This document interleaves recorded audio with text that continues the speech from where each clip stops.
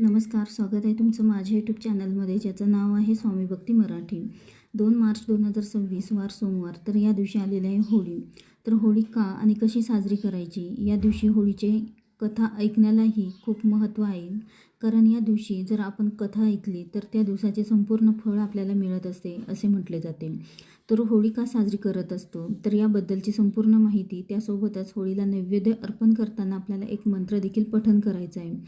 तर याबद्दलची संपूर्ण माहिती आपण या व्हिडिओमध्ये बघणार आहोत. तर व्हिडिओ स्किप न करता संपूर्ण बघा आणि जे कोणी नवीन असेल या चॅनलवरती तर सबस्क्राईब करा. तर बघा, उन्हाळा सुरू होत असतो आणि जमीन भाजून निघत असते, त्यातून उष्ण वाफ निघते. घराभोवती पानाची घाण कुजलेली तशीच असते आणि जी हानिकारक असते आणि म्हणूनच तिची होळी करणे आवश्यक असते. स्वच्छता ही एकदा करून पूर्णत्वास जात नाही, तर ती पुन्हा पुन्हा आपल्याला करावी लागते. त्याचीच आठवण करून देणारा सण म्हणजेच होळी. उष्णता देणाऱ्या अग्नीला कृतज्ञतेने केलेला प्रणाम म्हणजेच होळी. ऋतुराज वसंताचे आगमन म्हणजेच होळी. तर हे झालं सायंटिक कारण. तर हा सण कसा आपण साजरी करत असतो, तर या दिवशी अंगणामध्ये सारवून रांगोळी काढायची असते. मधोमध शेणाच्या गौऱ्यात, त्यानंतर त्यामध्ये एरंडाची फांदी ठेवली जाते. तर या सर्व गोष्टी आपल्याला या दिवशी बाजारात मिळत असतात. अगदी छोटी होळी केली तरीही तुम्ही ती करू शकता. शेणाच्या गौऱ्या, एक एरंडाची फांदी ठेवतात आणि एरंडाचा दांडा उभा करतात. त्याच्या भोवती लाकडे, गौऱ्या रचतात आणि त्याची पूजा करतात. आणि पुरणपोळीचा नैवेद्य या दिवशी आपल्याला बनवायचा असतो.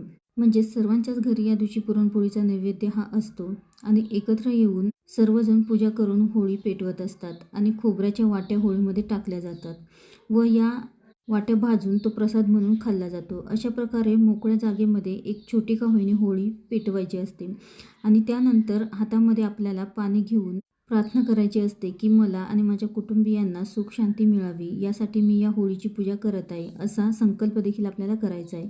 प्रत्येक पूजेमध्ये जसा संकल्प आपण करत असतो, तर याप्रमाणेच या दिवशी देखील संकल्प करायचा आहे आणि पाणी सोडून द्यायचे आहे. त्यानंतर होळी पेटून झाल्यानंतर हळदी कुंकू अक्षता अर्पण करून होळीला नमस्कार करायचा आहे आणि प्रदक्षिणा देखील मारायच्या आहे आणि नैवेद्य अर्पण करायचं आहे.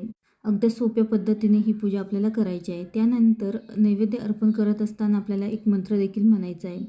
तर तो मंत्र म्हणून आपल्याला 3 प्रदक्षिणा या मारायच्या आहे. 3 किंवा 5 देखील तुम्ही प्रदक्षिणा मारू शकता. तसेच बऱ्याच घरामध्ये उपद्रव करणाऱ्या जीव कीटकांचा म्हणजे झुरळ, डास यांच्या कणकेच्या आकृत्या आपल्याला बनवल्या जातात. म्हणजेच गव्हाच्या पिठाच्या आकृत्या बनवून त्या होळीमध्ये टाकल्या जातात. म्हणूनच ही वस्तू नष्ट होते आणि आपले आरोग्य उत्तम राहण्यासाठी या आकृत्या तयार करून होळीमध्ये संकल्प टाकल्या जातात.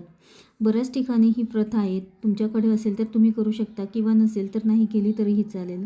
होळीच्या सणाच्या निमित्ताने मनुष्य आपल्या अंगी असलेले गुण दोष यांची होळी करावी. संपूर्ण वर्षाच्या शेवटी या गोष्टी सोडून द्याव्यात, हाच या सणाचा उद्देश आहे. पाडव्यापासून आपल्या मराठी नवीन वर्ष सुरू होत असतो आणि त्यामुळे होळी हा या वर्षातील सर्वात शेवटचा सण मानला जातो. त्यामुळे आपल्यामध्ये जो अवगुण असतील तर त्यांचा त्याग करण्यासाठी, आपल्याला वाईट गोष्टी जाळून टाकण्यासाठी होळी पेटवत आपण असतो. तर हे त्यामागचं कारण आहे आणि होळी मागची कथा देखील आहे. तर बघा, हिरण्यकश्यपू हा एक राजा होता आणि त्याचा पुत्र, यांचा मुलगा प्रल्हाद, तर हा भगवान विष्णूंचा खूप मोठा भक्त होता आणि तो 24 तास म्हणजेच कायम भगवान विष्णूंचं स्मरण करत असे आणि हे हिरण्यकश्यपूला मान्य नव्हतं आणि त्यामुळेच त्याने भक्त प्रल्हादाला बराच वेळा मारण्याचा प्रयत्न केला.